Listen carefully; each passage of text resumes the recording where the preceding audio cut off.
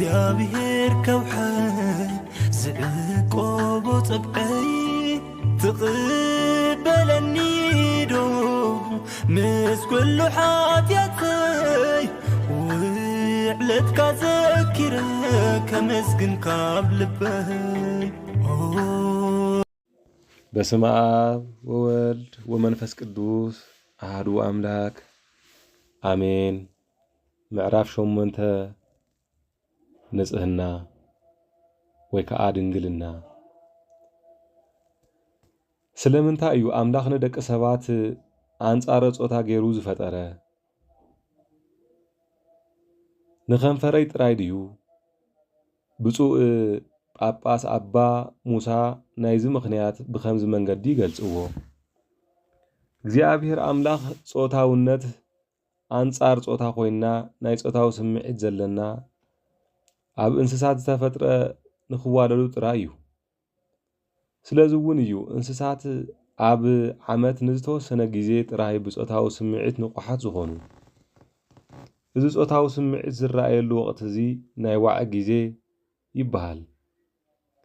ኣብዚ ወቕቲ እዚ እንታይ እታ ኣንስተይቲ ጾታዊ ስምዒት ናይቲ ተባዕታይ ዘለዓዕል ጨና ኣብ ስጋኣ ከተፍሪ ትጅምር። ኣብቲ ወቕቲ ምስ ተራኸቡ ብድሕሪኡ እንስሳት ብጾታዊ ስምዒት ዘይንቑሓት ይኾኑ። ኣብ ደቂ ሰባት ግን ከምዚ ይኮነን። ሰብ ጥራይ እዩ ሙሉእ ዓመት ኣብ ናይ ዋዕ ግዜ ዝህሉ። እዚ ስለምንታይ ኮነ? እግዚአብሔር አምላኽ ነዚ ቅዱስ ጸጋ እዚ ዝዓደለና ነቲ ኣብ መንጎ ክርስቶስን ቤተ ክርስቲያንን ዘሎ ቅዱስ ዝኾነ ፍቕሪ ምእንቲ ከነስተማቕሮ እዩ። ቅዱስ ጳውሎስ እዚ ምስጢር ዓብዪ እዩ፣ ኣነ ግን ብናይ ክርስቶስን ቤተ ክርስቲያንን እብሎ ኣለኹ ክብል ኣብ ኤፌሶን ዝለኣኾ መልእኽቲ ምዕራፍ 5 ካብ ፍቕዲ 3 ኣብ መንጎ ክልተ ዘሎ መጻምድቲ ዝህሉ ፍቕሪ ልክዕ ኣብ መንጎ ክርስቶስን ቤተ ክርስቲያንን ዘሎ ፍቕሪ ምዃኑ ገሊጽዎ እዩ። መርዓ ከም ፍቕሪ ክርስቶስን ቤተ ክርስቲያንን ኮይኑ ዓብዪ ምስጢራዊ ስርዓት እዩ። ኣብ ዝተቐደሰ ሓዳር ከዓ ጾታዊ ርክብ ቅዱስ እዩ። ኣብ መርዓ ወፃኢ ግን ፍንፍኑን ርኩስን ሓጢአትን እዩ። ቅዱስ ጳውሎስ መውስቦ ወይ ከዓ መርዓ ኣብ ኩሉ ክቡር እዩ። እቲ መደቀሲ ኣሚን ከዓ ዘይረኸሰ ይኹን። ኣብ ምንዝርና ህደሙ ሰብ ዝገበሮ ሓጢአት ካብ ስጉኡ ወፃኢ እዩ።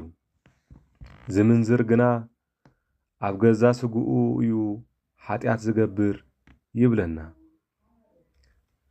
ኣብ ቃል ኪዳን ኮይንካ ዝግበር ስጋዊ ርክብን ቅዱስን ፍሉይን እዩ። ምኽንያቱ ነቲ ኣብ መንጎ ክርስቶስን መርዓትን ዝኾነት ቤተ ክርስቲያን ዘሎ ፍቕሪ ስለ ዘርኢ። ካብ ቃል ኪዳን ወፃኢ ዝግበሩ ጾታዊ ርክብ ግና ኣብ ካልእ ሓጢአት ዝተፈለየን ፍጹም ፍንፉንን ርኩስን እዩ። ምኽንያቱ ምስሊ እቲ ኣብ መንጎ ክርስቶስን ቤተ ክርስቲያንን ዘሎ ፍቕሪ ስለ ዝጽይቕን ዘርክስን። እቲ ስጋኹም ኣባል ክርስቶስ ምዃኑ ዶ ይትፈልጡን ኢኹም? እምበኣርከስ ንኣካል ክርስቶስ ወሲደ ዶ ኣካለ መንዝራ ክገብሮ እየ? ያኢ ኣይፋለይን በለ ቅዱስ ጳውሎስ ናብ ሰብኣ ቆሮንጦስ ዝለኣኾ መልእኽቲ ምዕራፍ 1 ካብ ፍቕዲ ምዕራፍ 6 ካብ ፍቕዲ 15 ኣብ ሓዳርን ካብ ሓዳር ወፃእን ዝፍጸም ስጋዊ ርክብ ከምህር እንከሎ ቅዱስ ኣትናቴዎስ ዘእስክንድርያ ከምዚ ገይሩ ይምስሎ። ሓደ ወታደር ናብ ኩናት ወፊሩ 20 ጸላእትን ድሕር ቀቲሉ ከም ጀግና ተቖጺሩ ብዙሕ ስልማት ይወሃብ፣ ክብሪ እውን ኣለዎ። ኣብ ግዜ ሰላም ግና ናብ ከተማ ኸይዱ ሓደ ንጹህ ሰብ እንድሕር ቀቲሉ ብገበን ይፍረድ። ኣብ ሓዳር እውን ተመሳሳሊ እዩ።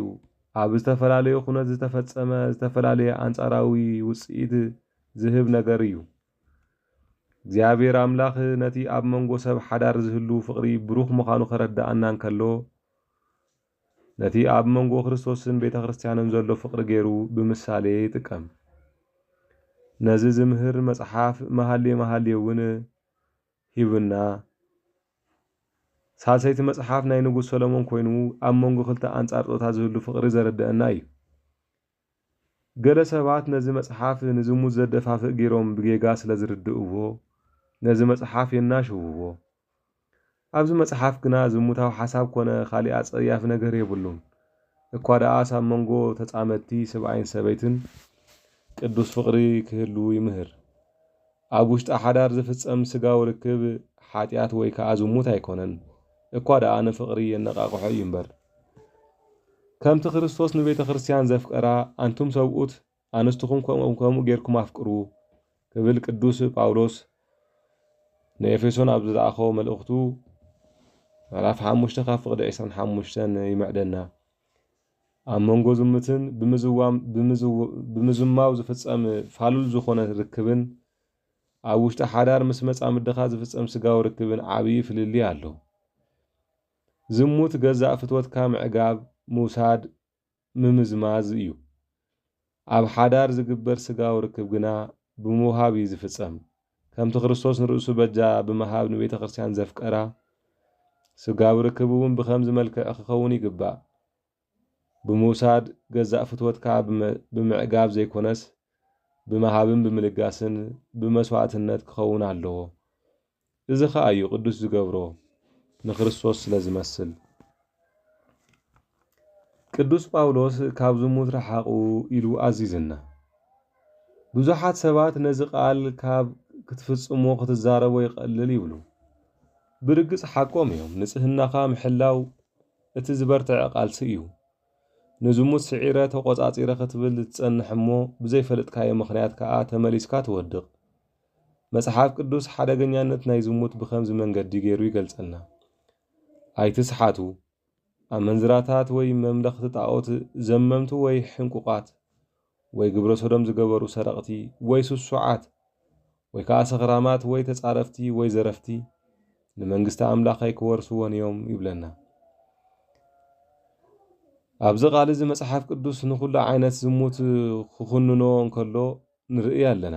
ኣመንዝራነት ቅድሚ ሓዳር ዝፍጸም ስጋዊ ርክብ እዩ። ዝሙት ከዓ ካብ ሓዳር ከወፃኢ ዝፍጸም እዩ። ኣመንዝራ ኣንጻር ስግኡን መዳቕስቱን ወይ ኣንጻር ስጋኣን ኣንጻር መዳቕስታን እዩ እቲ ሓጢኣት ዝፍጽም። ዘመውቲ ግና ኣንጻር ስግኦም ኣንጻር መዳቕስቶምን ኣንጻር በዓል ቃል ኪዳኖምን እዮም ነቲ ሓጢኣት ዝፍጽምዎ። ግብረ ሰዶም እውን ፍንፉንን ርኹስን ሓጢኣትን እዩ። ግብረ ሰዶም ዝገብሩ ብምባል ወዲ ምስ ወዲ ወይ ጓል ምስ ጓል ኣብ ተመሳሳሊ ጾታ ዝፍጸም ዝሙት ኩሉ ግዜ ዓብዪ ሓጢኣት ከም ዝኾነ ይርዳኣና። ደቂ ኣንስትዮ ነቲ ናይ ባህሪ ተራኽቦን ናብ ናይ ዘይባህሪኤን ለወጥኦ። እቶም ተባዕትዮ እውን ከምኡ እቲ ናይ ባህሪኦም መራኸቡ ጓል ኣንስተይቲ ሓዲጎም ኣብ ነንሕድሕቶም ብትምኒቶም ረኸሱ። ሰብኡት ኣብ ሰብኡት ነብሩ ገበሩ ብምባል ቅዱስ ጳውሎስ ናብ ሮሜ ኣብ ዝለኣኾ መልእኽቲ ምዕራፍ 1 ካብ ፍቕዲ 27 ጽሒፍልና እዩ። ግብረ ሰዶም ኣጸያፊ ከም ዝኾነ ብግልፂ ቅዱስ ጳውሎስ ነጊርና እዩ። ጎይታ ብወገኑ ኩሉ ዓይነት ፍትወት ሓጢኣት ምዃኑ ይነግረና። ንሰበይቲ ክብህጋ ዝጠመታ ኩሉ ብልቡ ፈጺሙ ኣብኣ ዘመወ ክብል። ናብ አንጻር ጾታ ብትምኒት ምብሃግ ጥራይ ዘይኮነስ ናብ ተማሃፀሎታ ብፍትወት ምጥማት እውን ሓጢኣት እዩ። ኣብዚ ሕጂ ዘለናዮ ዘመን እቲ ናይ ሓጢኣት ዓይነት እናወሰኸ ሓደስቲ ሓጢኣት ናብ ዝርዝር ኣስማት ይውሰኹ ኣለዉ። ኣጸያፊ ስእሊ ብልዕግና ወይ ከዓ ፖርኖግራፊ ምርኣይ ኣብ ኣናእሽቱ ህፃናትን መንእሰያትን ዓብዪ ፀገም ኮይኑ ኣሎ። ኣጸያፊ ስእሊ ምርኣይ ናብ ስጋዊ ፍትወትን ግብረ ሕቡእን ይመርሓካ። መጽሓፍ ቅዱስ ብኸምዚ መንገዲ ኣግፊሑ ንኹሉ ዓይነት ዝሙት እናኾነኖ ክነሱ ከመይ ጌርካ ክትቃለስ ከም እትኽእል ግና ኣይመሃረናን። ስለዚ ካብ ተመክሮ መነኮሳት ኣቦታትና ኣገደስቲ መምርሕታት ክንወስድ ኢና። ኣቦታት ሓደ ሰብ ኣቐዲሙ ክትንቀቐሎም ዝግብኦም ነገራት ከምረና ከሎ ንዘንስዕባ ንርአ። ኣመጋግባኻ ተቆጻጸር። ንብልዒ ሃርገፍገፍ ዝብል ሰብ ንዝሙት ክስዕር ኣይኽእልን እዩ። ከብዲ ኣመና ክትጸግብ እንከላ ስጋዊ ስምዒት ከም ተላዓዕል ኣቦታትና የምህሩና። ሓደ ሰብ ናይ ምግቢ ዘለዎ ስምዒት ክቋፀር ዘይኽእል እንድሕር ደኣ ኮይኑ ከመይ ገይሩ ይኸ ነቲ ኣዝዩ ከቢድ ዝኾነ ስምዒት ጾታዊ ርክብ ክቋፀር ዝኽእል? ካልኣይ ድቃስካ ተቆጻጸር። ኣመና ድቃስ ምብዛሕ ጾታዊ ስምዒት የለዓዕል እዩ። ኣብ ናይ ዝሙት ሓጢኣት ንኸይትወድቕ ድቃስካ ክትቆጻጸር ይግባእ። በዝሒ ድቃስ ጽቡቕ ኣይኮነን። ኣንታ ሃካይ ክሳብ መዓስ ኢኻ በጥ እትብል መዓስ ከኢኻ ካብ ድቃስካ ትትስእ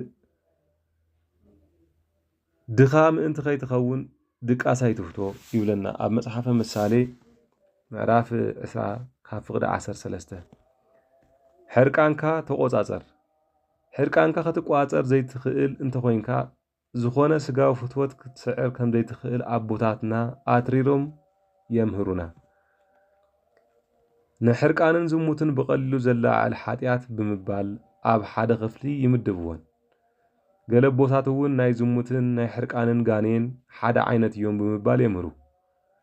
ብቐሊሉ ሕርቃኑ ክቆጻጸር ዘይኽእል ሰብ ንጽህንኡ ክሕሉ እውን ኣይኽእልን። ሓደ ሰብ ብባህሪኡ እናዘሓለን ትዕግስተኛ እናኾነን ክመጽእ ከሎ ግና ንጽህና ስግኡ እውን ክሕሉ ይኽእል። ሕርቃን ፍጹም ክቆጻጸር ምስ ጀመረ ከዓ ድንግልንኡ ንዘለኣለም ክሕሉ ይኽእል እዩ። ካብ ውልቃዊ ተመክሮይ እዘን ክልተ ነጥብታት ክወስኸልኩም። መስተ ኣካላዊ መስተ ስጋዊ ስምዒት የለዓዕል እዩ። ሼክስፒር ንመስተ ድልየት የለዓዕል ኣፈጻጽሙ እውን ኣይሕብርን ብምባል ይገልጾ። ምስታይ ኣካላዊ መስተ እንዳነስኻ ክትመጽእ እንከለኻ ስጋዊ ስምዒት ናይ ምቁጽጻር ሓይልኻ እንዳደለብካ ትኸይድ። ካህን ኮይነ ካብ ዘገልገልኩ ነዊሕ ዓመታት ብዙሕ ዝሕዝን ታሪኽ መናእሰያት ሰሚዐ እየ። እዛ ታሪኽ ግን ፈጺመ ካብ ሕልናይ ክትጠፍአለ ኣይከኣለትን። ጀርመናዊ መበቆል ዘለዋ ጓል 16 ዓመት ሃይማኖታዊት መንእሰይ እያ። ንደቀይ መጽሓፍ ቅዱስ ተንብበሎም ስለ ዝነበረት ብጣዕሚ ንፈትዋ ነርና። ሓደ እዋን ኣዲኣ ዓለምኪ ዘይትርኢ ናብና ጎረቤት ዘሎ ጓይላ ኺድኪ ሳዕስዒ ኢላ ምስ ተዛረበታ በቲ ሓሳብ ስለ ዝተስማዕመዐት ናብቲ ጓይላ ወይ ከዓ ፓርቲ ኸደት። ሓደ ወዲ መስተ ሂብዋ ክሰተ ሓደረት። በታ ለይቲ እቲኣ ከዓ ድንግልና ኣፍሪሳ ጥንሲ እውን ሒዛ ተረፈት። እቲ ምስኣ ዝደቀሰ እውን በዓል ሓዳርን ኣቦ ቆልዑን ነበረ። ነቲ ጥንሲ ክትሰዶ እንተደለየት ኣዲኣ ኸልከለታ። ንዓ ክትናብ ድማ ኣዲኣ ናብ ስራሕ ዓለም ተመለሰት። እቲ ዘሕዝን ግና ድሕሪ 6 ወርሒ እታ ጓል ብሰንኪ ልቢ ድኻም ካብዛ ዓለም ተፈለየት። ሳዕስዒት መብዛሕትኡ ዝምድናታት ጾታዊ ዕርክነት ብሳዕስዒት ብዳንሲ ምስረት እዩ። ሕጂ እውን ካብ ተዘክሮታተይ ክዕለኩም ኣብ 80ታት እዩ ናብ ሕቡራት መንግስታት ኣሜሪካ ከገልግል ኢለ ኸይደ ነይረ። ቅዳሴ ተወዲኡ እቱ ምስ ተባሃለ ጓል 13 ዓመት ቆልዓ እናነበዐት ትቐርበኒ። ቀሲለ ምስ ኣህዳእኽዋ ነቲ ነገር ከተዕለኒ ናብ ቤት ጽሕፈት ወሰድክዋ። ድሕሪ ብዙሕ ንብዓት ከዓ ስጋዊ ርክብ ከም ዝፈጸመት ነገረትኒ። ካብ ናይ ሳዕስዒት ቦታ ኸይዳ ምስ ሓደ ወዲ 15 ዓመት ክትስዕስዕ ድሕሪ ምምሳይ በታ ለይቲ እቲኣ ከዓ ድንግልና ከም ዘፍረሰት ነገረትኒ። ዓሚፅ እክድ እዩ ክብል ድማ ሓተትክዋ። ኣይፋለይ ኣቦ ቐሺ ምስቲ ዝነበረ ብርሃን ደርፍን ሳዕስዒትን ኣካላትና ይላገብ ስለ ዝነበረ ስምዒታተይ ክቆጻጸር ኣይከኣልኩን። ከምቲ ንሱ ዝደለየኒ ኣነ እውን ደልየ እየ ብምባል ብሰንኪ ሳዕስዒትን ስኽራንን ናብዚ ሓጢኣት ከም ዝወደቐት ነገረትኒ። ናብ ምህሮ ኣቦታትና ንመለስ። መምህራን ኣቦታትና ብልዒ ድቃስን ሕርቃንን ተቆጻጺርና ኸነብቅዕስ ትሕትና እንተዘይብልና ንጽህንና ክንሕልው ከም ዘይንኽእል ይነግሩና። ድንግልና ክትሕልው እንድሕር ደኣ ደሊኻ ትሕትና ይሃልኻ። ብዘይ ትሕትና ንጽህና ክህልወካ ይኽእልን እዩ ብምባል የምህሩና። ኣንጻር ስጋዊ ድሌት ኣብ ዝግበር ቃልሲ እቲ ቐንዲ ጸገም ኣብ ርእስና ጥራይ ስለ እንምካሕ እዩ። ኣነ ከምዚ ክገብር እየ أنا خعوتي نبل حدا حفشاوي منفساوي ممرحي خنقركم أنا إلو زجمر سرح كل جيزي ورقتي زقاتمو أب جزا رأسنا تراي نوكل انت خوينا كنودقن ممليسنا خاء كنودقن هنا بسبب حيلو نسقاو تمني زسعر سبب يلن أبوتات كم زيبلو بحيلنا نصعرنا نتراي نصحنا نخنحلو عين خئلن بغصال خنق على سنكلنا جنا بملكوتاو صقا بأملاخاو رديئت بزح تمرت خنركبينا سلازي حدا سب كاب سقاو تمنيتن فتوتن حرام انت خخون بزي مقراص كسعر كخل الله بناي جزار اسخ حيلي نسقاو نصحنا محلاو كم زي كالا قديمنا نفلت كوينو جنا تنقبرو صعري ملكوتاو حيلي يوهبنا እዩ بمثال خرداكم ኣብ ልዕሊ ጣውላ ዘላ መጻወቲት ክረክብ ደልዩ ዝጽዕር ቆልዓ ውሰዱ ነታ ጣውላ ክረኽባ ስለ ዘይኽእል ናብ ልዕልና ነጠረ ክረኽባ ይፍትን ክረኽባ ግን ኣይከኣለን ኣብ ልዕሊ ዱካ ተሰቂሉ ክረኽባ ፈቲኑ ኣይከኣለን መናብር ሰሪዑ እውን ክረኽባ ጽዒሩ ግና እቲ መንበር ሸተት ስለ ዘበቶ ክረኽባ ከይረኸባ ወደቀ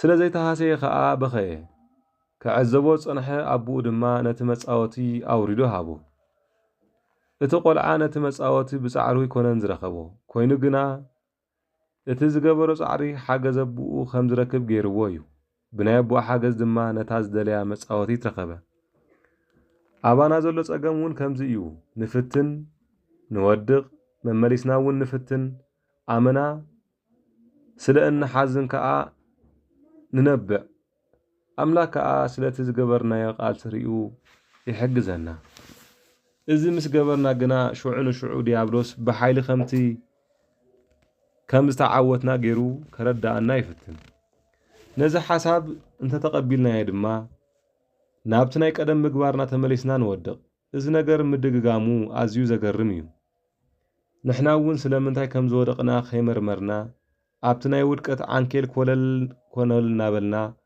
ننبر أبي منيت كيرمون كم زيبلو أنصارنا يزموت منفس كنك على سنكلنا بول كاو سعرنا عاود كم زين نركب كنفلت يكبا